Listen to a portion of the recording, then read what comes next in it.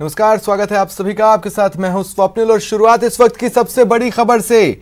प्रदेश के बेरोजगारों के लिए यह बड़ी खबर है, खुशखबरी है। इस वक्त की सबसे बड़ी खबर है 14 भर्तियों का कैलेंडर जारी किया गया है। इस वक्त की बड़ी खबर, नौकरी की आस संजोए बैठे युवाओं के लिए, बेरोजगारों के लिए यह बड़ी खबर है, खुशखबरी है, अच्छी खबर है। 14 भर्तियों का कैलेंडर जारी हुआ है। राजस्थान कर्मचारी चयन बोर्ड ने यह कैलेंडर जारी किया है। 19 सितंबर 2020 से 21 मार्च 2021 तक के बीच परीक्षाएं होंगी इन 14 भर्तियों के लिए। ज्यादा जानकारी के लिए बात करते हैं सहयोगी महेश से। क्या जानकारी है महेश? देखिए स्वप्निल, बिल्कुल बताना चाहूंगा कि ये वाकई में प्रदेश के बेरोजगारों के लिए राहत भरी खबर है कि राजस्थान कर्मचारी चयन बोर्ड ने जिनका कि इंतजार किया जा रहा था कि उनका भी कैलेंडर जारी हो, क्योंकि आरपीएससी ने अपना कैलेंडर पहले ही जारी कर दिया था। आज पुस्तकालय अध्यक्ष ग्रेड 3 सीधी भर्ती परीक्षा 2018 19 सितंबर को लेकर के, जैसे कि जो कैलेंडर है वो जारी किया गया है। 19/9/2020 से लेकर के 21/3/2021 तक के लिए जो परीक्षाएं हैं उनका कैलेंडर यहाँ पर जारी किया गया। 14 भर्ती परीक्षाओं को इसमें शामिल किया गया, जिसका कि लंबे समय से इंतजार किया जा रहा था। साथ ही में कोरोना संकट के चलते ये भर्ती परीक्षाएं अटक गई थी और इनका भी बेरोजगार अभ्यर्थी जो है वो इंतजार कर रहे थे कि इनकी परीक्षा तिथि जो है वो कब जारी की जाएगी। तो फिलहाल ये शेड्यूल जो है यहाँ पर कर्मचारी चयन बोर्ड ने जारी कर दिया है। अब अभ्यर्थी इस कैलेंडर के मुताबिक जो है अपनी परीक्षाओं की तैयारी कर सकते हैं और कोरोना संकट को देखते हुए जो परीक्षाएं हैं वो फिलहाल अगस्त माह के बाद ही रखी गई है, ताकि जो अभ्यर्थी हैं वो उन्हें यहाँ पर किसी तरह की सुरक्षा नहीं हो कोरोना को देखते हुए। और जो कर्मचारी बोर्ड है अब वो इनकी परीक्षाओं की तैयारियों में इनके साथ ही जुट गया है और इन्होंने दावा किया है कि समय पर ये परीक्षाएं जो है कैलेंडर के तय समय के अनुसार करवा ली जाएगी और उनके परिणाम समय पर जारी करके अभ्यर्थियों को नियुक्ति दी जाएगी। कौन कौन से फील्ड कवर किए गए इसमें? बिल्कुल, देखिए सारे विभागों से जुड़ी हुई है, जिसमें कि मैंने आपको पुस्तकालय अध्यक्ष का बताया, फार्मासिस्ट की भर्ती है वो उसमें शामिल की गई है। एग्रीकल्चर की जो भर्ती है अन्वेषक पदों के लिए वो इसमें शामिल की गई है। कनिष्ठ अनुदेशक है कार्यशाला गणना विज्ञान सीधी भर्ती है, ये इसमें शामिल की गई है। सार्वजनिक निर्माण विभाग की कनिष्ठ अभियंता भर्ती है। जल संसाधन विभाग के लिए कनिष्ठ अभियंता भर्ती है और पीएचडी के लिए अभियांत्रिकी विभाग जो है उसमें भी कनिष्ठ अभियंता की भर्ती रखी गई है। तो इसमें मोटे मोटे तौर पर कहा जा सकता है कि जो पीएचडी है, कृषि विभाग, एग्रीकल्चर है और कुछ एजुकेशन के पद है। पटवार सीधी भर्ती परीक्षा जो महत्वपूर्ण परीक्षा है उसका भी इसमें तारीख का जिक्र किया गया है और ये अगले साल जो है 2021 में फरवरी में कराया जाना प्रस्तावित रखा गया है। स्टेनोग्राफर की जो भर्ती परीक्षा है उसका जो इंतजार किया जा रहा था वो अगले साल मार्च में प्रस्तावित रखी गई है। तो कुल मिलाकर के सारे लगभग बड़े विभागों में हुआ गया है। लेकिन साथ ही अभी ये कहा जा सकता है कि ये महत्वपूर्ण परीक्षाएं जो है जिनका शेड्यूल यहाँ पर जारी हुआ है, लेकिन इसके अलावा भी और भर्ती परीक्षाएं हैं वो इस कैलेंडर में शामिल की जाएगी। हालांकि इनकी तिथि में बोर्ड ने यह भी कहा है कि किसी हाल में परिवर्तन भी हो सकता है और इसमें भी अपडेशन जो है वो लगातार जारी रहा जा सकता है। लेकिन ये एक बार की जो विद्यार्थी तैयारी कर रहे थे उनके लिए यहाँ पर जरूर एक राहत मिली है कि वे एक सही दिशा में अपनी तैयारी समयबद्ध तरीके से पूरी कर पाएंगे। चलिए, शुक्रिया तमाम जानकारी के लिए। और जयपुर से बड़ी खबर है, गुर्जर आरक्षण संघर्ष समिति के साथ बैठक हुई है। मुख्य सचिव की अध्यक्षता में ये बैठक हो रही है। सचिवालय के कॉन्फ्रेंस हॉल में दोनों धड़े मिले हैं और बातचीत कर रहे हैं। बैठक में लिए गए निर्णयों के क्रियान्वयन की समीक्षा चल रही है। बैठक में कर्नल किरोड़ी सिंह बैंसला मौजूद हैं, शैलेंद्र सिंह मौजूद हैं जो कि एडवोकेट हैं। बड़ी खबर आपको बता रहे हैं।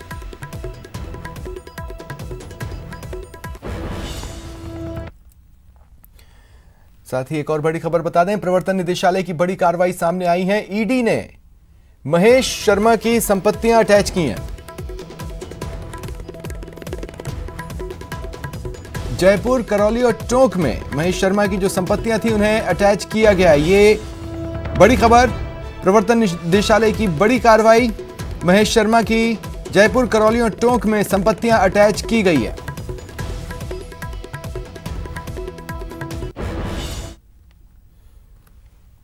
कोरोना के खिलाफ राजस्थान की रिकवरी रेट 79% है। यह कहना है चिकित्सा मंत्री डॉक्टर रघु शर्मा का। उन्होंने कहा अनलॉक में ज्यादा केस बढ़े, इसलिए आगे सावधानी बहुत जरूरी है। अब अनलॉक होने के बाद ये पॉजिटिव केसेस की संख्या हम रोज मॉनिटर कर रहे हैं।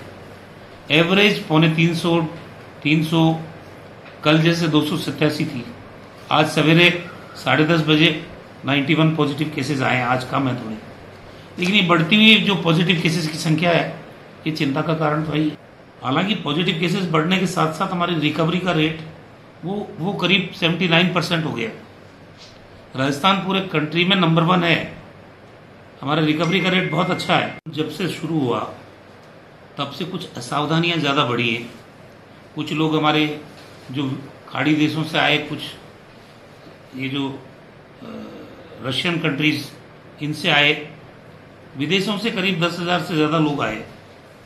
कुछ तो पॉजिटिव केसेस उनसे बढ़े और कुछ असावधानी की वजह से बढ़े, इसलिए सावधानी हटी और दुर्घटना घटी।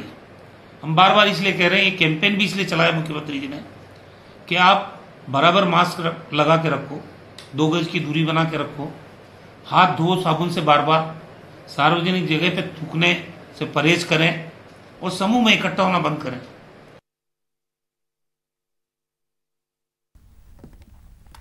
और अब आपको बता दें राजस्थान से जुड़े कोरोना अपडेट्स। मरुधरा में कुल अब तक जो केसेस सामने आए हैं उनकी संख्या बढ़कर 16,387 तक पहुंच चुकी है। आज में 91 पॉजिटिव केसेस सामने आए हैं। वहीं 380 लोग ऐसे रहे जिन्होंने कोरोना की वजह से अब तक प्रदेश में जान गंवाई है। बात कर ले इलाज और इलाज को मिल रही सफलता की, तो 16,387 पॉजिटिव केसेस में से 12,935 लोगों की इलाज के दौरान रिपोर्ट नेगेटिव हुई है। वहीं 12,658 ऐसे लोग रहे जो पूरी तरह से ठीक हुए और उन्हें डिस्चार्ज कर दिया गया। एक्टिव केसेस बता दें तो प्रदेश में अब कुल 3,072 एक्टिव केसेस हैं और लगातार उन्हें ट्रीटमेंट भी दिया जा रहा है। आज की अच्छी खबर, 95 लोगों ने रिकवर किया, 95 लोग डिस्चार्ज किए गए।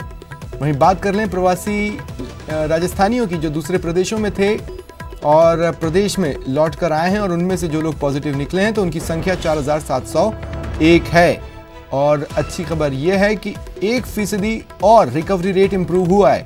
78 से बढ़कर 79% रिकवरी रेट राजस्थान का हो चुका है। और अब बात करते हैं प्रदेश के 7 संभागों की, जहां हमारी लॉकडाउन में पूरी तरह से नजर आए।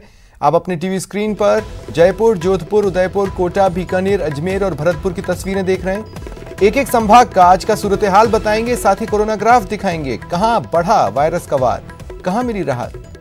बने रहिए हमारे साथ और चलिए सहयोगियों के पास जान लें कैसा है उनके संभाग में कोरोना का ग्राफ। कोरोना मरीजों की संख्या दिनों दिन बढ़ती जा रही है। राज्य में कोरोना मरीजों की संख्या 16,386 हो गई है। जयपुर में कोरोना के 15 नए मामले सामने आए हैं। अब राजधानी जयपुर में कोरोना मरीजों की संख्या 3,161 हो गई है। राज्य में कोरोना के चलते अब तक 380 मौतें हो चुकी है। राजस्थान में कोरोना मरीजों की रिकवरी रेट काफ़ी बेहतर है। अब तक कोरोना के 12,935 मरीज पॉजिटिव से नेगेटिव हो चुके हैं। राज्य में कोरोना के प्रवासी पॉजिटिव मरीजों की संख्या 4,701 है। राज्य में फिलहाल कोरोना के एक्टिव मामले 3,072 है। कोरोना लॉकडाउन के चलते प्रदेश बीजेपी काफ़ी समय से बिजली पानी के बिल माफ़ करने की मांग कर रही है। इसी को लेकर आज जिला शहर बीजेपी ने कलेक्टर को ज्ञापन सौंपा। इस ज्ञापन के माध्यम से बिजली और पानी के बिल माफ़ करने की मांग की गई है। बिजली के 3 महीने के और पानी के 1 साल के बिल माफ़ करने की मांग की गई है। वहीं मुख्यमंत्री अशोक गहलोत कोरोना को लेकर लगातार समीक्षा बैठक कर रहे हैं। सीएम गहलोत ने आज भी वीसी के जरिए बैठक की। इस बैठक में सीएस DB गुप्ता, चिकित्सा मंत्री और मेडिकल एक्सपर्ट जुड़े। इस बैठक में कोरोना नियंत्रण और अनलॉक 2 को लेकर चर्चा की गई। जोधपुर शहर में कोरोना लगातार जानलेवा साबित हो रहा है। शहर में लगातार कोरोना संक्रमण से मौतें जारी है। पिछले 4 दिनों की अगर बात करें तो 10 मौतें कोरोना संक्रमण से हो चुकी हैं और यही कारण है कि लगातार प्रशासन चिंतित है। आज की अगर बात करें तो आज 11 नए लोग मरीज जो हैं वो कोरोना संक्रमित पाए गए हैं। CMHO से जारी रिपोर्ट में 11 मरीजों में कोरोना संक्रमण की पुष्टि हुई है। साथ ही कोरोना का आंकड़ा की अगर बात करें तो करीब 2591 आंकड़ा पहुंच चुका है और साथ ही अगर मौत के आंकड़े की बात करें तो 43 मौतें जोधपुर शहर में हो चुकी है। तो यानी जिस लिहाज से लगातार आंकड़ा बढ़ रहा है वो कहीं ना कहीं प्रशासन के लिए चिंता की बात कही जा सकती है। पूरे राजस्थान में हालांकि रेको रेट घट रही है, लेकिन जोधपुर में जून महीने की बात करें तो जून महीना जोधपुर के लिए बहुत खतरनाक साबित हो रहा है। लगातार आंकड़े बढ़ रहे हैं और मौत का आंकड़ा भी लगातार बढ़ रहा है। लेकिन वहीं दूसरी तरफ देखें तो रिकवरी रेट भी काफ़ी अच्छी कही जा सकती है। करीब 2200 मरीज अस्पतालों से डिस्चार्ज हो चुके हैं। तो इस लिहाज से शहर में एक्टिव केस की अगर बात करें तो करीब 376 मरीज जो हैं अब एक्टिव केस जोधपुर शहर में बचे हैं। लेकिन जिस तरह से लगातार सैंपलिंग हो रही है, प्रशासन साफ तौर पर दावा कर रहा है कि कोरोना के चेन तोड़ने के लिए हर जगह से सैंपलिंग हो रही है। शहर के 3 दर्जन जो ऐसे इलाके हैं जहाँ पे सैंपलिंग का काम चल रहा है, जहाँ से मरीज सामने आ रहे हैं वहाँ पे लगातार सर्वे की टीमें काम कर रही हैं, वहाँ पे सैंपलिंग ली जा रहे हैं और इस चेन को तोड़ने की बात कही जा रही है। लेकिन चूंकि लगातार आंकड़े बढ़ रहे हैं, कल 52 मरीज सामने आए थे और आज दोपहर की सूची में 11 मरीज सामने आए, तो इस लिहाज से लगातार आंकड़े बढ़ रहे हैं। ये कहीं ना कहीं बताता है कि जो अनलॉक शुरू हुआ है उसके बाद में लोग घरों से बाहर निकले हैं, वो कहीं ना कहीं लापरवाही कर रहे हैं। और यही कारण है कि जोधपुर राजस्थान में एकमात्र ऐसा शहर है जहाँ पे टेस्ट भी ज़्यादा हो रहे हैं और वहाँ पे लगातार पॉजिटिव भी मरीज ज़्यादा आ रहे हैं। हालांकि सबसे ज़्यादा मरीज जयपुर में सामने आए हैं, लेकिन जयपुर के बाद किसी का नंबर आता है तो वो जोधपुर शहर का आता है। यहाँ पे अब 2500 से पार आंकड़ा जा चुका है। तो ये कहीं ना कहीं प्रशासन के लिए खतरे की बात कही जा सकती है।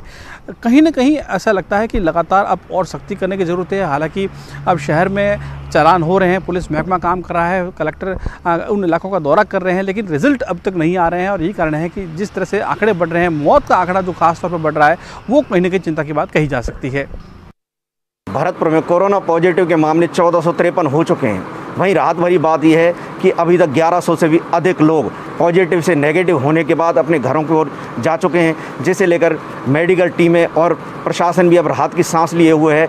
इसी को लेकर चलते जागरूकता रैलियों का भी आयोजन किया जा रहा है। वहीं आज शहर में जागरूकता रैली निकाली गई, जहां जिला कलेक्टर नथमल डिडेल, एसपी हैदर अली जैदी और एडीएम राजेश गोयल मौजूद रहे, जिन्होंने बैंड बाजों के साथ लोगों को समझाइश की कि वह अपने घरों पर रहें और अपनों के साथ रहें। इसके बाद में जागरूकता रैली बस स्टैंड पहुंची, यहाँ यात्रियों को भी समझाइश की गई कि वह सोशल डिस्टेंसिंग की पालना करते हुए यात्रा को अपनी पूरी करें। वहीं आपको बता दें कि जो 5 ट्रेनें चल रही हैं वहाँ यात्री ना के बराबर दिख रहे हैं और यात्रा से दूर चल रहे हैं। वहीं नदवी में भी आज एक कोरोना पॉजिटिव पुलिसकर्मी निकलने के बाद में पुलिस थाने में हड़कंप मचा हुआ है और पुलिसकर्मी अब अपने आप को बचाव के लिए भी संक्रमण से दूर रखने के लिए मेडिकल टीमों का सहारा ले रहे हैं। वहीं आपको बता दें कि बिजली चोरी को लेकर अब बिजली विभाग बहुत सजग हो चुका है और जगह जगह छापेमारी कार्रवाई करने के साथ साथ वसूली भी कर रहा है। कई जगह लाखों रुपए की बिजली चोरी पकड़ी गई है, जहां जुर्माना भी ठोका गया और एफआईआर भी दर्ज कराई गई है। वहीं अब कोरोना को लेकर छोटे कस्बे और गांव भी सजग हो रहे हैं, जहां प्रशासन और मेडिकल की टीमें गांवों में पहुंचकर और कस्बों में पहुंचकर लोगों को सोशल डिस्टेंसिंग और जागरूकता अभियान के माध्यम से घरों में रहने की सलाह दे रहे हैं। वहीं आपको बता दें कि अब बारिश का मौसम शुरू होने के साथ ही किसान भी राहत की सांस लिए हुए हैं और वह बाज़ारों से दूर होकर अब अपने खेतों की ओर ध्यान दे रहे हैं और बुवाई की तैयारी कर रहे हैं, जिससे असली और अच्छी फसल की कामना कर रहे हैं। उदयपुर से अगर आज के कोरोना अपडेट की बात करें तो आज राहत वाली खबर रही है। एक भी पॉजिटिव मरीज आज अभी तक सामने नहीं आया है और इसी के साथ में उदयपुर में कुल संक्रमित मरीजों की संख्या 676 बनी हुई है।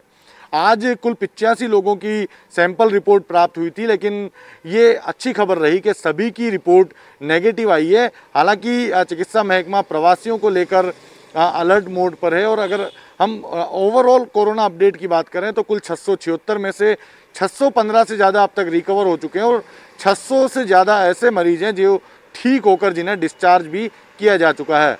उदयपुर में अब केवल 56 एक्टिव केस बचे हुए हैं, तो वहीं एमबी चिकित्सालय को पूरी तरह से कोरोना मुक्त करने की कवायद अब तेज हो चुकी है। ईएसआईसी हॉस्पिटल को dedicated quarantine care centre dedicated Covid care centre बनाया गया था और वहां पर मरीजों को भर्ती करना भी शुरू कर दिया था। लेकिन अब जो गंभीर मरीज एमबी चिकित्सालय में भर्ती हैं उन्हें भी ईएसआईसी हॉस्पिटल के डेडिकेटेड कोविड केयर सेंटर में शिफ्टिंग करने की प्रक्रिया अब शुरू कर चुकी है।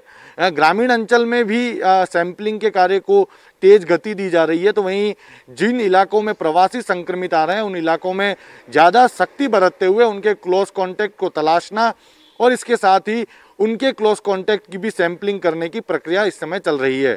आज अगर हम मौसम की बात करें तो मौसम आज काफ़ी उमस भरा रहा। सूर्यदेव के दर्शन हालांकि नहीं हुए, लेकिन गर्म हवाओं से लोग काफ़ी परेशान रहे। मानसून की कमज़ोर दस्तक से लोगों को कुछ चिंता अब ज़रूर होने लगी है, लेकिन जिस तरह से प्री मानसून की बारिश और मानसून के पहले दिन ग्रामीण अंचल में बारिश हुई, उसके बाद में किसानों ने अपने खेतों में बुआई का काम शुरू कर दिया। तो वहीं बीज भंडार पर आज किसानों की भीड़ देखी गई है। आज बारिश नहीं होने से कुछ हद तक मायूसी ज़रूर है, लेकिन मौसम वैज्ञानिकों का मानना है कि आने वाले कुछ दिनों में मानसून एक बार फिर जोर पकड़ेगा और मेवाड़ अंचल में अच्छी बारिश की उम्मीद की जा रही है।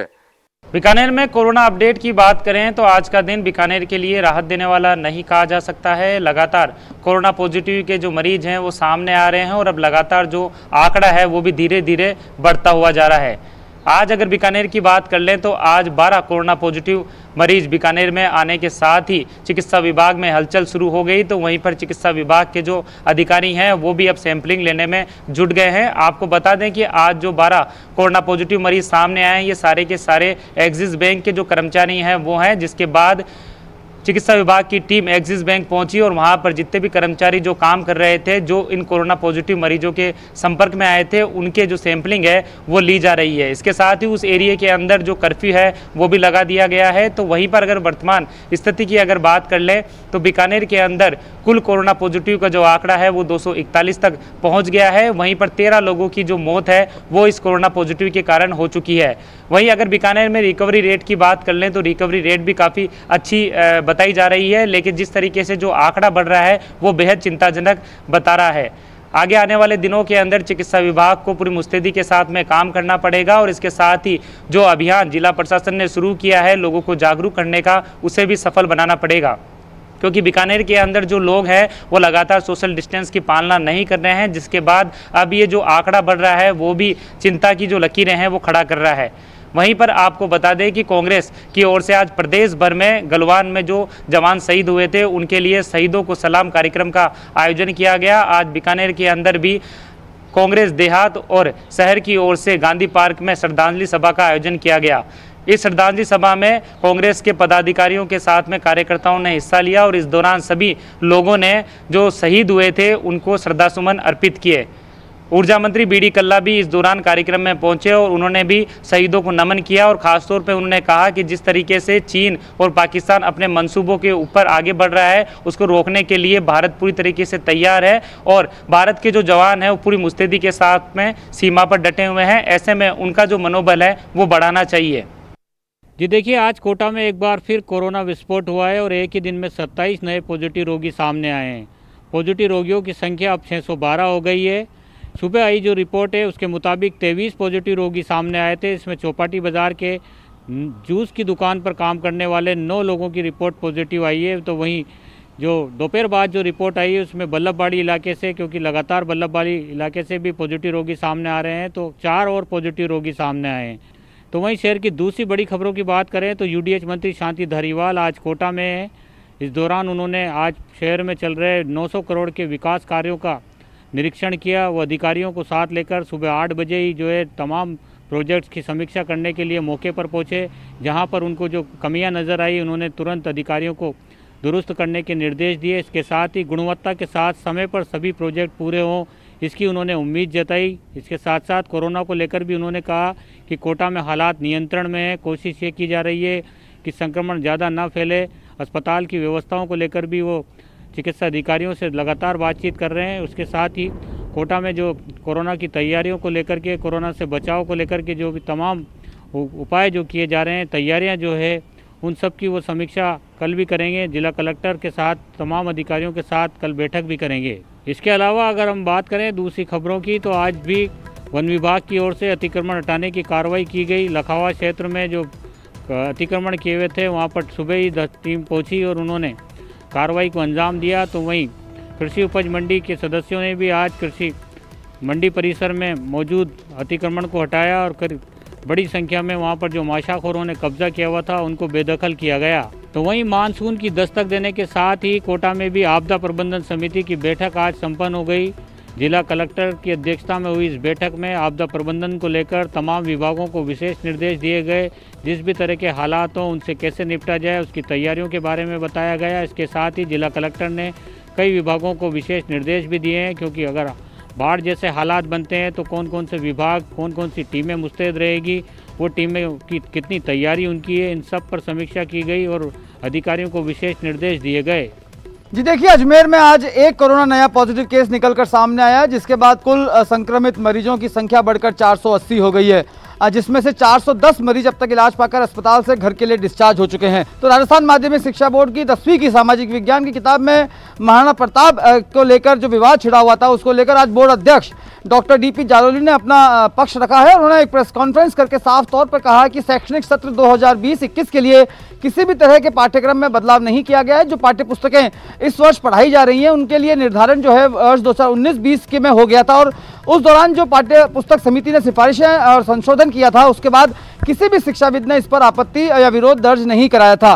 बोर्ड अध्यक्ष ने यह भी साफ किया कि जो कक्षा 10 की सामाजिक विज्ञान में महाराणा प्रताप का पाठ पढ़ाया जा रहा है उसमें किसी भी तरीके से महाराणा प्रताप के शौर्य, पराक्रम और साहस को कम नहीं आंका गया है। फिर भी बोर्ड जो है पाठ्य पुस्तक समिति की जो कमेटी है उससे एक तथ्यात्मक रिपोर्ट इस पूरे मामले की मांगी गई है। इस सब के अलावा बड़ी खबर की बात करें तो आज कांग्रेस ने प्रदेश के सभी जिलों में जो चीन में भारत चीन सीमा पर जिस तरह से 22 भारतीय सैनिक शहीद हुए थे उनकी शहादत को सलाम करते हुए आज श्रद्धांजलि सभाओं का आयोजन किया था। अजमेर में स्टेशन रोड स्थित शहीद स्मारक पर आयोजित श्रद्धांजलि सभा में दो कांग्रेसी कार्यकर्ता आपस में जबरदस्त तरीके से भिड़ गए और खूनी संघर्ष हुआ, जिसमें दोनों कार्यकर्ता लहूलुहान भी हुए। एकाएक हुए इस घटनाक्रम से तमाम सीनियर कांग्रेसी भी हक्के बक्के रह गए थे।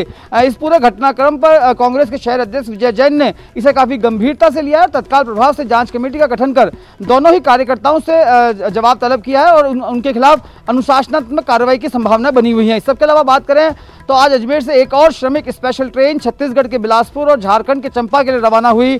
इस ट्रेन से 674 मजदूर और उनके परिजन जो हैं अपने अपने घरों की ओर रवाना हुए हैं। ये तमाम मजदूर जो हैं वो जिले के अलग अलग स्थानों पर ईंट भट्टा में काम किया करते थे और लगातार कोरोना और उसके बाद अनलॉक में जिस तरह से रोजगारों पर संकट छाया हुआ है, इनके भी काम पर संकट छाया हुआ था और काफ़ी परेशानियों से ये जूझ रहे थे। तो आज कलेक्टर विश्वमोहन शर्मा ने स्टेशन पहुंचकर इन तमाम 674 मजदूरों को जो है घर के लिए रवाना किया और अब तक अजमेर से कुल 9 स्पेशल ट्रेनें, श्रमिक स्पेशल ट्रेनें जो हैं वो रवाना की जा चुकी हैं। इस सबके अलावा जिले भर में मेडिकल और हेल्थ डिपार्टमेंट की टीम की ओर से घर घर सर्वे और स्क्रीनिंग की जा रही है। अब तक करीब 30 लाख लोगों की स्क्रीनिंग की जा चुकी है और करीब 56,000 लोगों को होम क्वारंटाइन किया गया है।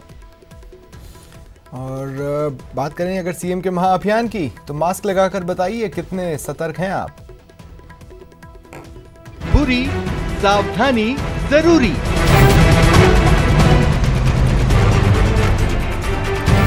सीएम का महाअभियान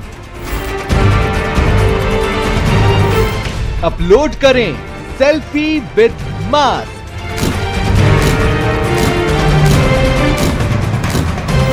बताएं क्या आप सतर्क हैं?